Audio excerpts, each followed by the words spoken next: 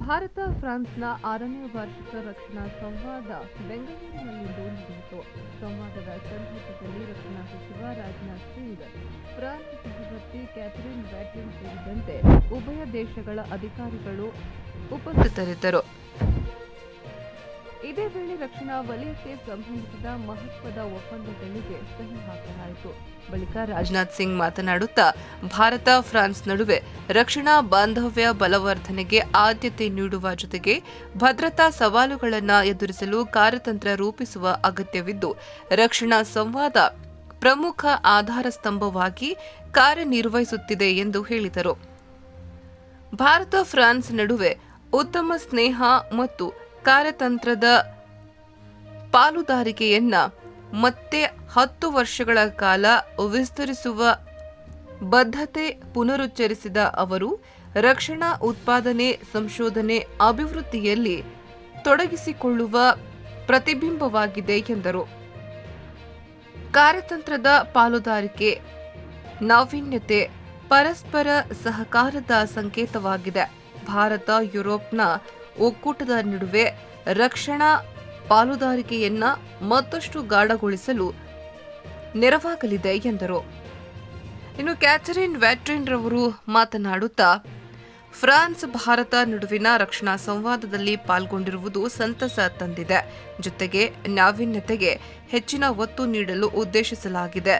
ಉಭಯ ರಾಷ್ಟ್ರಗಳ ಪಾಲುದಾರಿಕೆ ಸಂಬಂಧ ವೃದ್ಧಿಗೆ ಸಹಕಾರಿಯಾಗಲಿದೆ ಎಂದರು.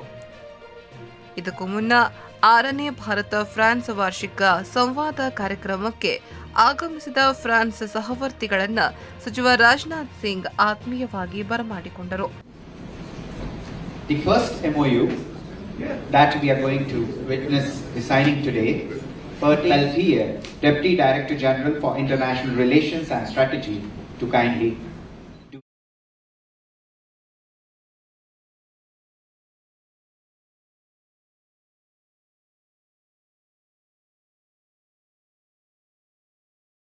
both bilaterally and in the wider European context, to strengthen regional stability, enhance our joint capabilities, and reinforce the enduring Indo-French strategic alignment.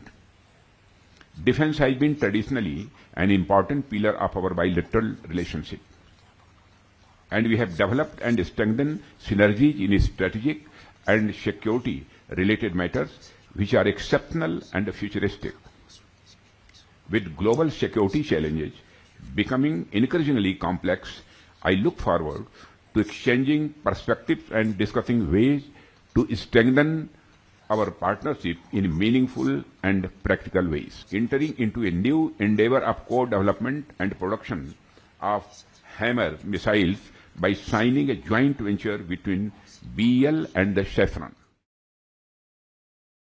Dans notre partenariat, vous avez raison, la France et l'Inde, à l'occasion d'ailleurs de la visite en cours du président de la République, décident d'élever notre relation à une approche tout à fait nouvelle, partenariat stratégique spécial.